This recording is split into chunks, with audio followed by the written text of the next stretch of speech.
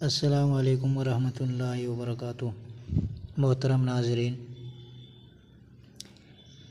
تعلیم الاسلام حصہ دوم چل رہا ہے۔ آج سے ہم قیامت کا بیان شروع کریں گے۔ تعلیم الاسلام کو اس طرح پڑھانے کا مقصد یہ ہے، جو لوگ مدرسے میں نہ جا سکے اور نہ پڑھ سکے، ان کو اسلام کے بنیادی باتیں اور مسائل، عقائد یاد ہو جائے اور سمجھ جائے۔ شروع کرتے ہیں۔ سوال: قیامت کا دن کس دن کو کہتے ہیں؟ جواب: قیامت کا دن اس دن کو کہتے ہیں جس دن تمام آدمی اور جاندار مر جائیں گے اور تمام دنیا فنا ہو جائے گی۔ پہاڑ روئی کے گالوں کی طرح اڑتے پھریں گے، ستارے ٹوٹ کر گر پڑیں گے، غرض ہر چیز ٹوٹ پھوٹ کر فنا ہو جائے گی۔ سوال: تمام آدمی اور جاندار کیسے مر جائیں گے؟ جواب: حضرت اسرافیل علیہ السلام سور پھونکیں گے۔ اس کی آواز اس قدر ڈراؤنی اور سخت ہوگی کہ اس کے صدمے سے سب مر جائیں گے اور ہر چیز ٹوٹ پھوٹ کر فنا ہو جائے گی۔ سوال: قیامت کب آئے گی؟ جواب: قیامت آنے والی ہے، لیکن اس کا ٹھیک وقت خدا تعالیٰ کے سوا کوئی نہیں جانتا۔ اتنا معلوم ہے کہ جمعہ کا دن اور محرم کی 10ویں تاریخ ہوگی، اور ہمارے پیغمبر صلی اللہ علیہ وسلم نے قیامت کی کچھ نشانیاں بتلا دی ہیں۔ ان نشانیوں کو دیکھ کر قیامت کا قریب آ جانا معلوم ہو سکتا ہے۔ سوال: قیامت کی نشانیاں کیا ہے؟ جواب: حضور صلی اللہ علیہ وسلم نے فرمایا کہ جب دنیا میں گناہ زیادہ ہونے لگے اور لوگ اپنے ماں باپ کی نافرمانی اور ان پر سختیاں کرنے لگے، اور امانت میں خیانت ہونے لگے، اور گانے بجانے، ناچ رنگ کی زیادتی ہو جائے،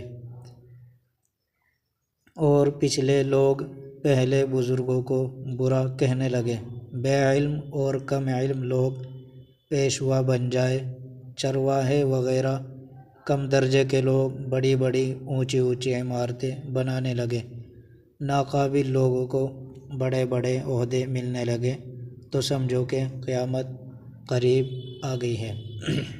تقدیر کا بیان۔ تقدیر کسے کہتے ہیں؟ جواب: ہر بات اور اچھی اور بری چیز کے لیے خدا تعالیٰ کے علم میں ایک اندازہ مقرر ہے، اور ہر چیز کے پیدا کرنے سے پہلے خدا تعالیٰ اسے جانتا ہے۔ خدا تعالیٰ کے ہی علم اور اندازے کو تقدیر کہتے ہیں۔ کوئی اچھی یا بری بات خدا تعالیٰ کے علم اور اندازے سے باہر نہیں ہے، اسی کا نام تقدیر ہے۔ مرنے کے بعد زندہ ہونا۔ ایک عقیدہ مسلمانوں کا یہ ہے کہ مرنے کے بعد مسلمان دوبارہ زندہ ہوں گے۔ اس کا بیان ہے۔ سوال: مرنے کے بعد زندہ ہونے سے کیا مراد ہے؟ جواب: قیامت میں سب چیزیں فنا ہو جائے گی، پھر اسرافیل علیہ السلام دوبارہ سور پھونکیں گے تو سب چیزیں موجود ہو جائے گی، آدمی بھی زندہ ہو جائے گے، میدان محشر میں خدا تعالیٰ کے سامنے پیشی ہوگی، حساب لیا جائے گا اور اچھے برے کاموں کا بدلہ دیا جائے گا۔ جس روز یہ کام ہوگے اس دن کو یوم الحشر یعنی جمع کیے جانے کا دن، یوم الجزا اور یوم الدین یعنی بدلے دینے کا دن، اور یوم الحساب یعنی حساب کا دن کہتے ہیں۔ سوال: ایمان مفصل میں جن 7 چیزوں کا ذکر ہے ان میں سے اگر کوئی 2-1 باتوں کو نہ مانے تو کیا وہ مسلمان ہو سکتا ہے؟ اس کا جواب یہ ہے، ہرگز نہیں۔ جب تک خدا تعالیٰ کی توحید، پیغمبروں کی پیغمبری اور خدا تعالیٰ کی کتابوں اور خدا تعالیٰ کے فرشتوں اور قیامت کے دن اور تقدیر اور مرنے کے بعد زندہ ہونے کو نہ مانے، ہرگز مسلمان نہیں ہو سکتا۔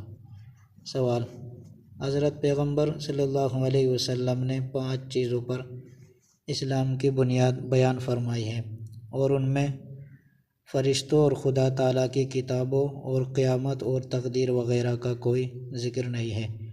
جواب: ان 5 چیزوں میں حضرت محمد صلی اللہ علیہ وسلم پر ایمان لانے کا ذکر ہے، اور جب کوئی شخص حضرت محمد صلی اللہ علیہ وسلم پر ایمان لے آیا تو اسے آپ صلی اللہ علیہ وسلم کی بتائی ہوئی تمام باتیں ماننی ضروری ہوگی، اور خدا تعالیٰ کی کتاب جو محمد صلی اللہ علیہ وسلم لائے ہیں اس پر ایمان لانا بھی ضروری ہوگا۔